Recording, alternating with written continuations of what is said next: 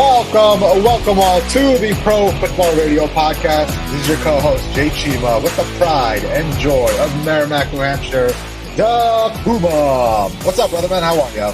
Oh, I'm doing good, man. It's great to be back in the saddle. You know, I had to hit a little Drew Lock backpack celebration right here, but, you know, it's great. We've been gone for a hot minute.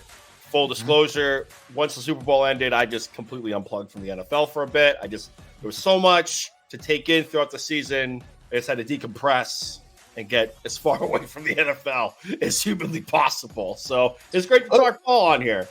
Yeah, that's a good point, Puma, because I'm in the same boat. And, you know, me and you are avid NFL fans, and I wonder if this is a discussion we should have. You know, is the NFL at a point where it's causing burnout? You know what I'm saying? Like, for the first time in my life, I was aggravated with the NFL, and I decided actively not to watch the Super Bowl. Like, obviously, I had to work as well myself, but even at work, I paid attention to it maybe for like 3 minutes max, because I'm just so overwhelmed and burnt out by, obviously, the Chiefs and Patrick Mahomes. I mean, that's just my angle of it. But, you know, what about you? Like, what's the burnout for you? Is it more just the overall storyline? Is it too much information? What is it?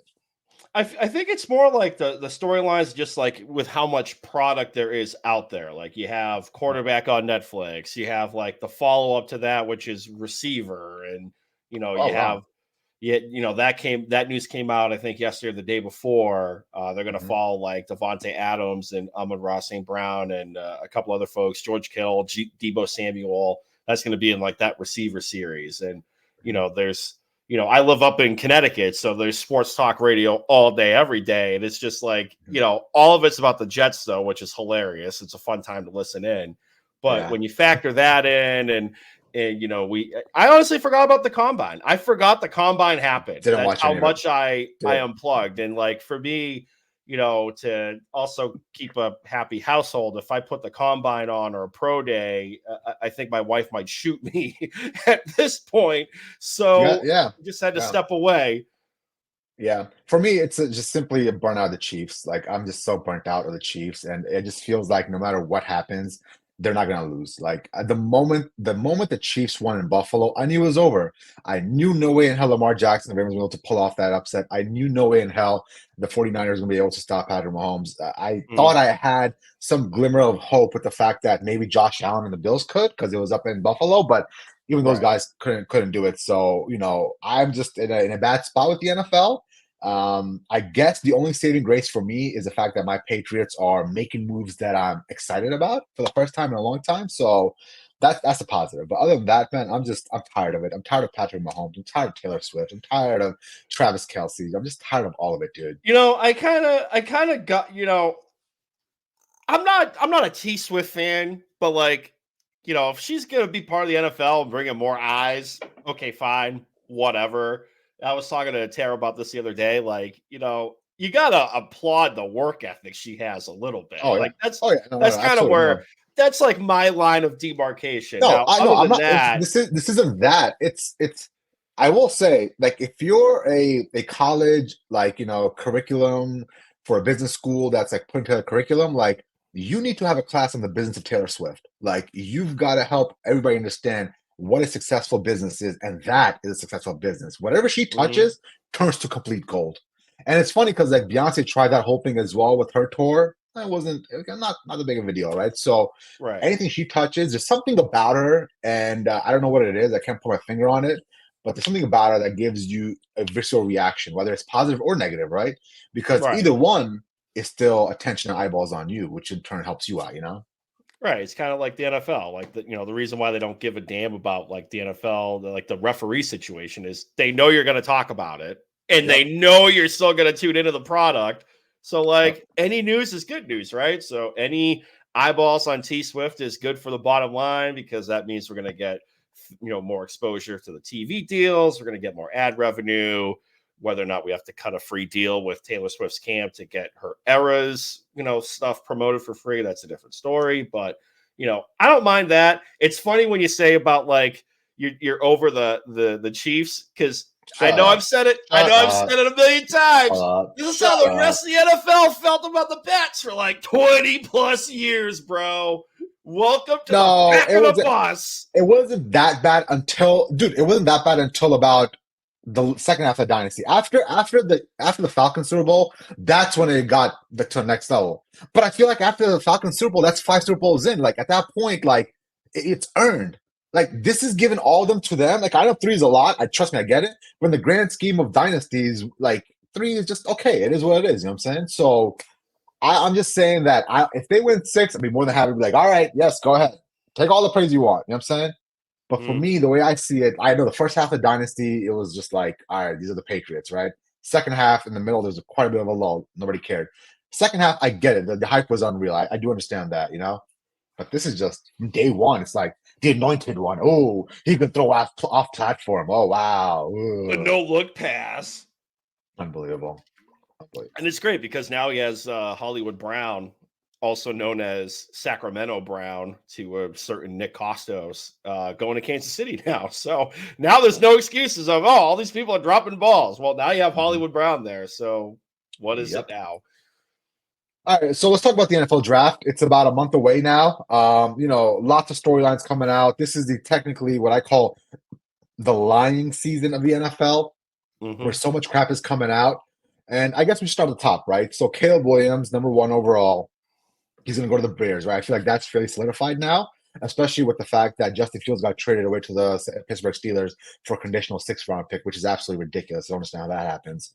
The NFL said your value is the same as Mac Jones. Don't understand how that's possible. But regardless, Justin Fields is out. Looks like the Bears are making their move to Caleb Williams. And I want to talk about Caleb Williams real quick because, you know, I feel like he's also a very polarizing figure. I was a very big fan of him last year, not this past year in college football, but last year.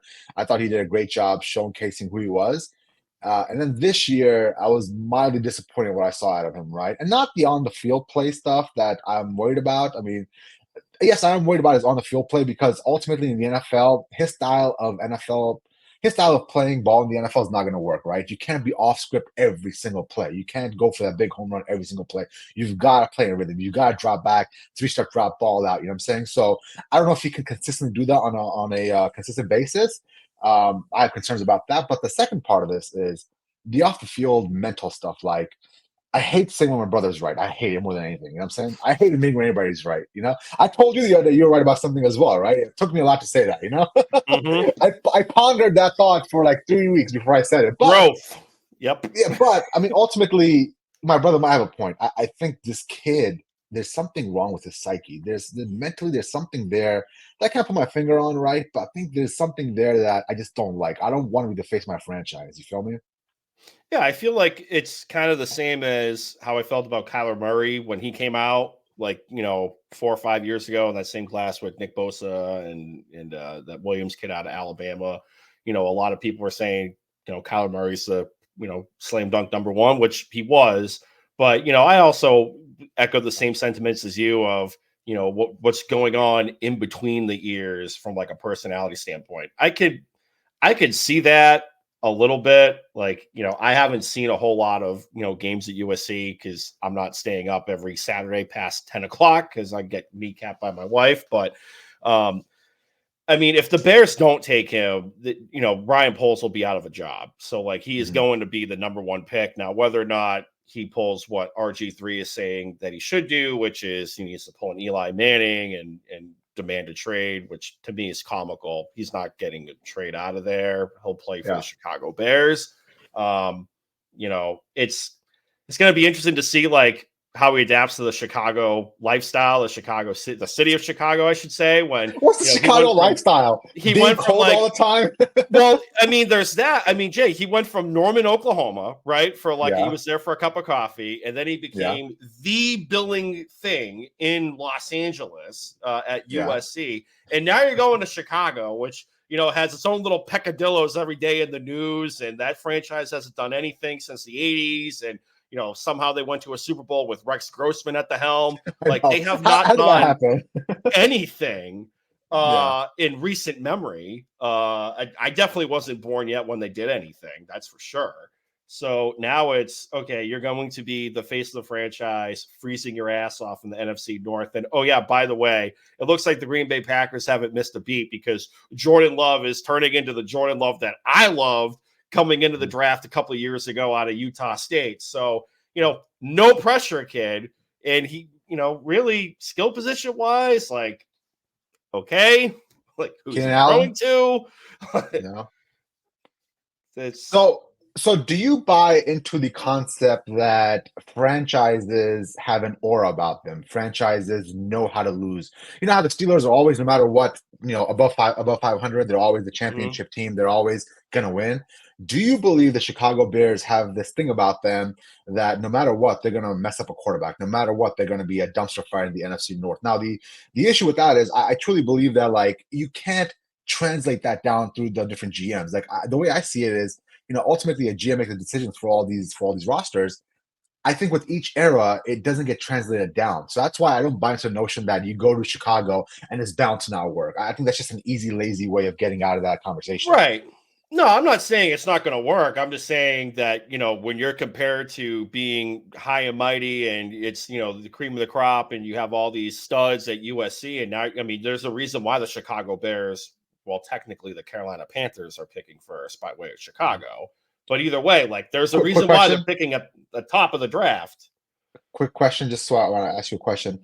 If the Panthers had the number one overall pick right now and Bryce Young, do you think they'd move off of Bryce Young and take Caleb Williams? Mm-hmm. Okay. All right. Good. Continue. Yep. I think if they don't, then Dave Tepper is just literally the Yeah. worst owner, not counting Dan Snyder, but like makes Jimmy Haslam look Amish. Yeah. Dan Snyder's in his own category. That's not me like giving Dan Snyder a pass. That dude is miles ahead of the next person for the worst owner. But like from an X's and O's, I mean that, but standpoint, that's not even like on the field decision making with Dan Snyder. That's like off the right. field, like sexual harassment and just a bad person in general, But like if Dave Tepper, they still had the number one pick and he still said, damn the torpedoes, we're going to make it work with Bryce Young, then that guy literally is the worst. Like just stay out of the way. But yeah, there's a reason why they're picking first. It's not going to be easy for Caleb to just go over there and start winning immediately, especially with, the Green Bay Packers are going to Lions Packer their way. The Lions are going to do their thing. And, who knows what the Vikings are going to do? Like they're going to clearly be in the market for a quarterback because Sam Darnold is not the guy. So that's going to be interesting. Are they going to move up the draft board to get somebody? Personally, I think they are. So the NFC North is going to be fun to watch with a bunch of young quarterbacks throwing the ball around. It would be one thing if Caleb Williams, essentially had a strong mental makeup and he could take losing. We saw this past year, he can't take losing. Mm-hmm. Simple as that. We saw it straight up. He cannot take losing. And that's my biggest concern with them is now you're going to a franchise that loses. So what are you going to do on a weekly basis? Are you going to go cry in the stands to your mom every single weekend? Because you're going to be 3-13 probably, or 3-14, whatever the makeup is for the record at that time. But I think, I know this sounds bad, and I know I shouldn't say this out loud, but I lost a lot of respect for him when I saw a grown man Puma jumps into the stand and cries in his mom's lap. Like, what is that, dude? What is that? And my thought process is, Puma, that like I know Caleb Williams. I know Caleb Williams could easily go in the locker room and cry in the locker room, but why do you do it in front of the cameras? Why do you do it with his mom in the stands, right? I'm just saying, there's something about this kid where I think he knows where the cameras are. I think he knows how to manipulate the narrative. Because leading into that game, we know what the narrative was, right? Like, oh, maybe he's not as good as we thought he is, and this and that BS. And the second that happened, everybody out there, oh, he's so passionate. Oh my God, the passion. He's crying in his mom's lap, the passion. But no, it's not that, all right? Well, that was also like if they lost, which they did, like, that torpedoed their chances for the Pac-12 championship, which, I mean, that was already, they had an outside chance at that anyways. Washington was just demoing everybody. But that, like, also torpedoed his Heisman, which, whatever. Heisman is going to, it's a different, that's a story for a different day. But, yeah, I can buy what you're saying. Like, is he going to run into Soldier Field's corner with mom all the time? I don't, who knows? What's your take on that? The fact that he's crying in his mom's lap like a little bitch, like a little pansy. I mean, I don't have the vitriol that you do. I'll definitely go there. I'll I mean, it's kind of like a snapshot of society today, right? Like, if Oh, this here we was go. if this was 30 years ago, you're not gonna see that in the Puma, stands. You're not gonna see that in public. That's just a microcosm. I mean, not even that, Jay. Like, let's Puma, look at Kenny Puma with Pickett the today. hold on a second. Puma with the young people be soft take. I love it. I mean, look at Kenny Pickett. Like, he thought he in the span of 24 hours, it went from okay, like you're gonna have we're gonna have an open competition. If Russell Wilson signs, okay, fine, no big deal. As soon as Russell Wilson signs, Mike Tomlin's like, he's gonna start with the ones because he's the vet, and Kenny Pickett's like, no, what? Peace out, I'm out. Yeah. And there was other stuff behind the scenes last year, like that kind of goes with what society is today. Of all right, I'm not getting my way. I'm going to take my ball and I'm going to go home. Puma's new motto: "Young people be soft." I love it. Am I wrong? You're one step away from being the guy that says, "Get off my lawn." I mean, I have yelled at a cloud. I did do that the other day. Oh, that's so funny. Young people be soft. I love it. Okay, Am I wrong? Am I wrong? I mean, come on, let's be real. We can't just cast aspersions on anybody, okay? Like we got to be. Just saying. All right. So let's move on. So Caleb Williams, number one overall. I feel like that's just going to be a done deal, right? Now, the number two pick, it's very interesting because Drake May, leading up into the lying season, as I put it, for the pre-draft combine and all that stuff happening, ultimately Drake May was the guy, like, big arm, big athlete, what you like in an NFL prospect. He reminds me of Joe Burrow. He's not as big as Josh Allen, so I don't want to make that comparison, but he's Joe Burrow-esque in my opinion, and I think he's the prohibitive number two overall pick, right? Mm. However, there's a lot of smoke coming out. There's a lot of stuff being said about how he might not be the most, great prospect, and he shouldn't be taking at number two, and maybe Jaden Daniels should go at number two over Drake May. What's your thoughts on that? Do you think that's because I think it's BS. I truly believe it's just lying season straight up right now, and I think no matter what, Drake May is going to be the number two overall pick. Yeah, I think Drake May's number two as well. I mean, we saw the same thing last year with, CJ Stroud. Like, they were poking every hole in the CJ Stroud ship Yeah, to the I point remember that. where it's like, is he even going to be taken number two? Like, is AR-15 Anthony Richardson going to go above him? And, we all thought that was comical, but I mean, there were legit people out there saying that there's a world where we could live in where CJ Stroud falls down the draft board because of XYZ. And, if people going back want to do revisionist history, they would do the draft drastically different nowadays. Oh yeah.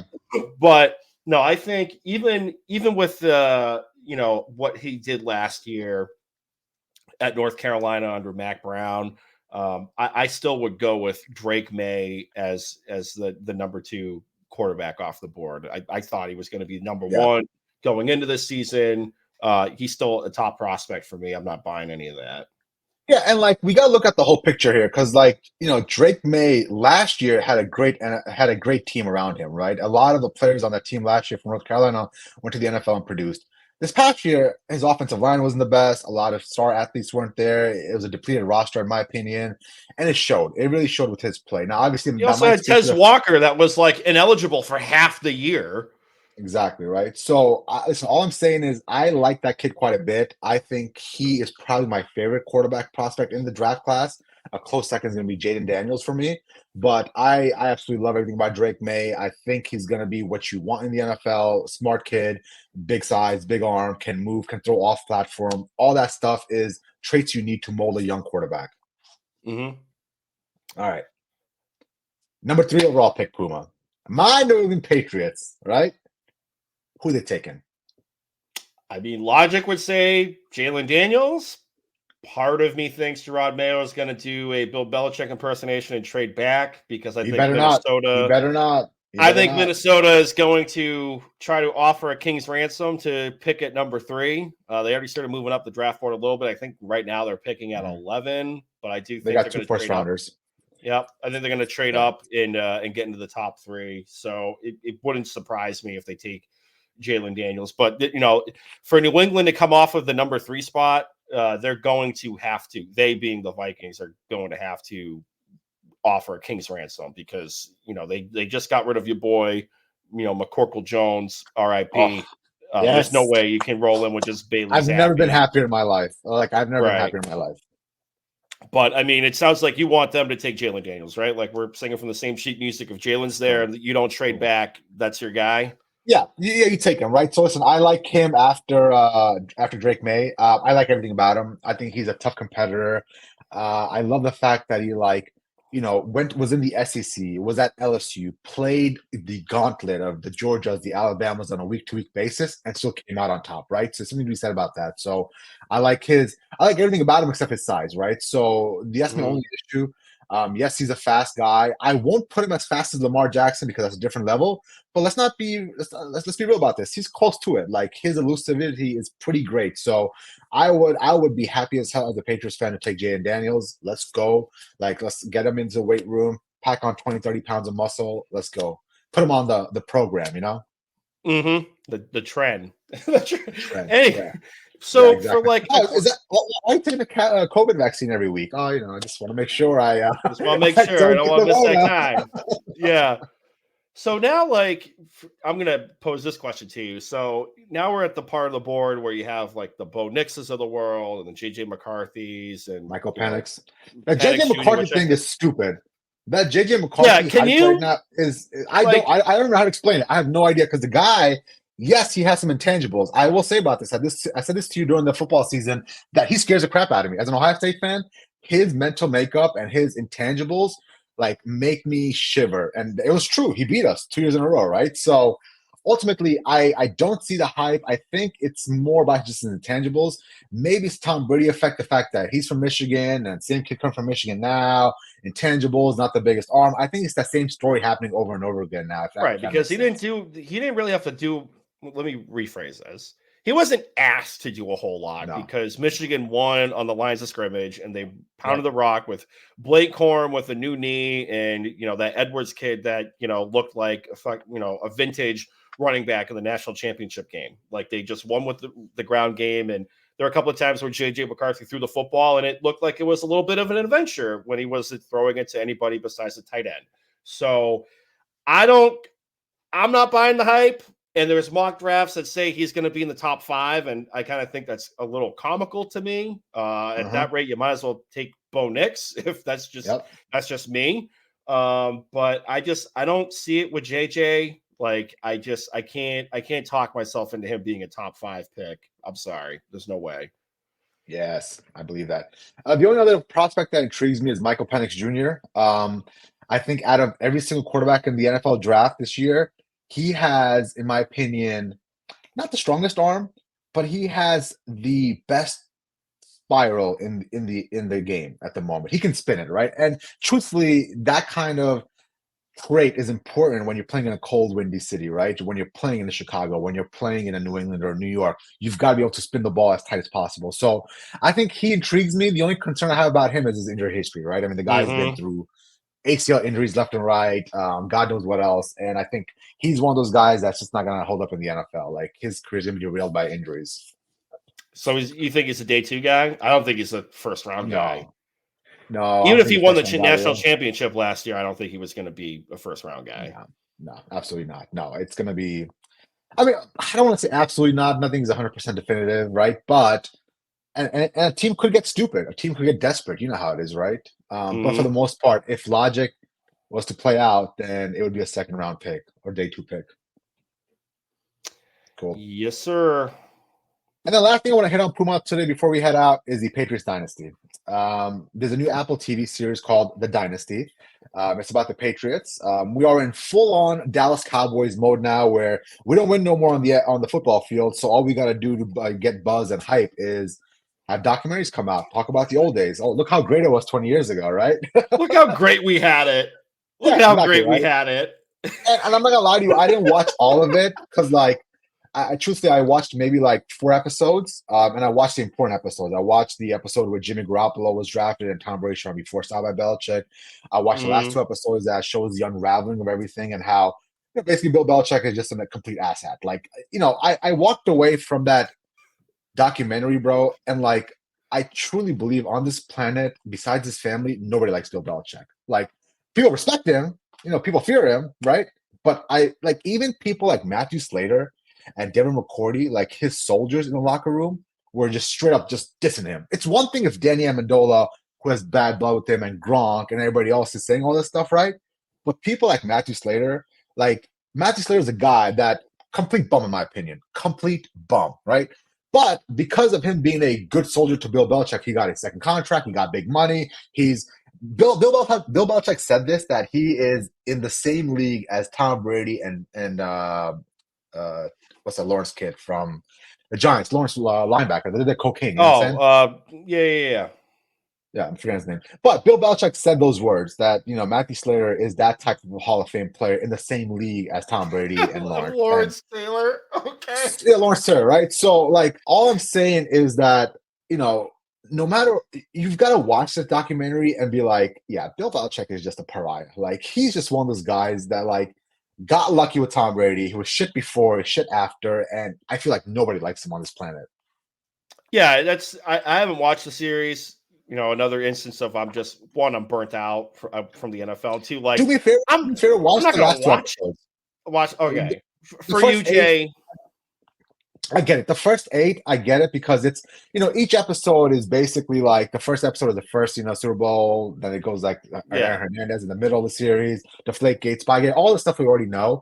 But the last 2 episodes are interesting because you really start seeing the unraveling. You really start seeing just how big the divide is. Like there was a scene where I felt uncomfortable as hell, where like I'd never seen this scene before, where Tom Brady was like coming off the field or whatever it was, and Belichick's trying to give him advice on what he saw, and he just walked right by him. Like you couldn't see disgust. Like there was no interaction. And apparently, the last couple of seasons in New England, it got so bad they wouldn't even talk. Like Brady would tell Slater to go tell Belichick something, and then Belichick would tell Slater to come tell Brady something. Nice. Last 2 episodes you gotta watch. It's unreal. Okay. Well, didn't he like try to make it work with her? Like he didn't want to send Hernandez off. Like he was trying. Like wasn't that a thing too? So, or is that kind of like depending on where you lie in that camp? No, I mean it's true. I mean, the story is true because Hernandez felt like he was being victimized. He might have some harm come to him and his family. He wanted to get out of the Northeast and New England because he has friends and gang members I used to hang out with in Connecticut, which is right down the road from Foxborough. So he wanted to go cross country. He wanted to get traded to Seattle. He wanted to be like, listen, I need to get out. Like I know what I'm doing is wrong. I know what I'm doing is pretty messed up. So could you trade me to the Seattle Seahawks? And obviously Belichick said no, we're not doing that. Yep. Look at that. What a time to be alive. And now you're the Dallas Cowboys. Well, welcome to life. And that's what happens, man. It is what it is. We had a good 20-year run. Honestly, like looking back, I mean, I do have this regret that I always say this. I didn't take it for granted. I just wish I enjoyed it more. You know what I'm saying? Like, because I would just roll out of bed on a Sunday and be like, yes, who we stomping on today? Let's go. You know what I'm saying? Like, you remember that fear? Yeah, you remember that fear that the teams had, right? Like, oh, shit, the Patriots coming to town. Like, oh, they're going to hang 40 on us? Like, we were the vaunted New England Patriots machine come in to just run a roughshod over your NFL franchise. Didn't matter who it was, right? For 20 years. So, and one person leaves and it all crumbles. I don't understand how it's possible. I mean, I understand how it's possible. I'm just asking rhetorically, Yep, it's fine. Now you have all the Boston babies trying to wrap their head around it. It feels nice to be right. It feels nice to be right because I was the first one. 2016. I'm like, yo, hold up, man. This dude a moron. I take it back. I take it back. I think it was around 2011 when I actually started making some moves, and I'm like, bro, what? All right, whatever. I guess you're the greatest coach of all time. And then around like 2014, 2015, I'm like, this guy's a certified moron, like an absolute moron. Like if you watch Tom Brady in practice every single day, okay, he's not declining, right? He's getting stronger as age comes along, and you can't see that he's still gonna be good, and you draft Jimmy Garoppolo, then you're a fucking moron. I'm sorry, you are a certified moron. Like, no, I love how people always say, well, he couldn't have known. He could have known. Dude, he's the only person on this planet that saw him every single day in practice. He's the only person that could have known. You feel me? Mm-hmm.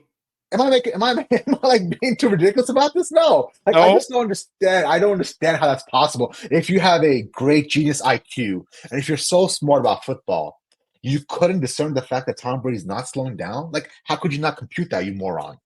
Right. It's okay. I'm gonna stop there. I'm gonna stop there because I got a lot to say. It's fine. Let it flow. It's okay. All right, we're at 30 minutes, man. I feel like we rambled on for too much. Let's. You want to get to anything else, or you want to wrap this up? Nah, man, I'm good for right now. We'll see what's going on in the lying season as we get closer to the draft, and we'll go from there. So what's the latest with the betting? I know you're big into NHL betting right now, and March Madness is coming up, right? When does March Madness March start? I'm Madness. like, So it starts tomorrow. Like you have the first four playing tonight, or you had do you really? some Wow. games yesterday, and then you have a game or two tonight as well too. But March Madness is starting tomorrow. Everyone's going to be fighting, trying to find True TV. I haven't done a bracket. I was going to do it, and then I kind of got sucked into hockey. So I've just been doing a lot of NHL stuff. So I put all my picks out on Pickett at Brando Puma on the Pickett app. But yesterday I did okay. I did a money line parlay 4-legger, and that hit. So did okay. I felt Jay, you inspiring me to do a parlay, and it panned out. Parlays for life, baby. Let's go. P4L. But yeah, P4L. Pickett. That's my trademark. P4L. Parlays for life. But listen, like I wish I could get into betting. I mean, I just what am I gonna bet on? Like baseball, dude? Come on. Like or is baseball even started yet? Opening. So you have the Seoul series. So in Korea, you have the San Diego Padres and the LA Dodgers. They played earlier this morning at like 6 a.m. Eastern time. So that was kind of the official kickoff for Major League Baseball. But opening day is actually, I think, next week. So that's right around the corner. There's Shohei Ohtani news with the thing. People are going to, with a straight face, say he had no idea. I highly doubt that. No idea what? That this guy was just stealing money from him and betting with Shohei Ohtani's money, and Shohei had no idea that $4 million was disappeared. So you're implying that Shohei knew that he was betting with his money? So what are you trying to imply? He's P Rose in it, or what's the deal, yo? I mean, he might have used this guy to put bets in. That would be, I mean, $4.5 million don't just go out of somebody's bank account without somebody knowing. So either this guy's like, oh yeah, we're donating like $4.5 million to a charity, and you're just blindly signing, or the conspiracy theorist is Shohei wanted some action. And was he betting on himself? To a third party? Probably not. Probably not. But did this person win or lose money? What was the? I have no idea. The story just broke about 2 hours ago. You're the betting expert. I need more information on this because this right here is way more interesting than any actual baseball game. Let me put it to you this way: this translator that allegedly stole $5 million from Shohei Ohtani did like a 90-minute sit down with ESPN to go over everything. And Shohei's camp was, prior to the sit down, okay with him sitting down with ESPN to go over the story. Once the story ended, or the interview ended, I'm guessing the ESPN writer went to Shohei for comment on some things that might or may not have been said. And it was implied that Shohei was just cutting this guy money to cover his being the translator's gambling debt. I don't know what the translator said. But then right after that, the Shohei Ohtani team and his legal team essentially disputed everything that this translator said, and is saying that Shohei had no idea that $5 million just magically disappeared from his bank account. Yeah. Wow. So interesting. Yeah, that's very fishy. Yeah. Please keep me updated on that, because that's way more interesting than any. That makes no sense. Game. So either like the accountant is in on it with the translator, or Shohei is that stupid with money, or C, Shohei was putting some action down through this third-party intermediary, even though sports betting is illegal in California. I like it. Shohei Rose. I like it. Let's go. Shohei Rose. Yeah. I got like $900 million. Let me just throw it all away betting on some nonsense. Cool. All right, man, let's round this up, man. Let's get out of here, brother. All right, this episode and previous episodes of the Pro Football Radio Podcast can be found on Apple Podcasts, Google Podcasts, YouTube, wherever you get your podcast ads. Be sure to hit notified when we feed. Be sure to leave a 5-star review on all platforms. social media, Facebook, Instagram, Pro Football Radio Podcast, the Twitter machine at PFR Podcast. I'm on Twitter, Brando_Puma, the captain of the ship on the ones and the twos. Jay Chima is at Jay Chima on the Twitter or X or whatever the hell you guys want to call it. And it was great being back in the saddle talking ball, Jay. And we'll be doing some more of this as we get closer to the draft. Let's go. See you guys soon. Bye-bye. Via con Dios.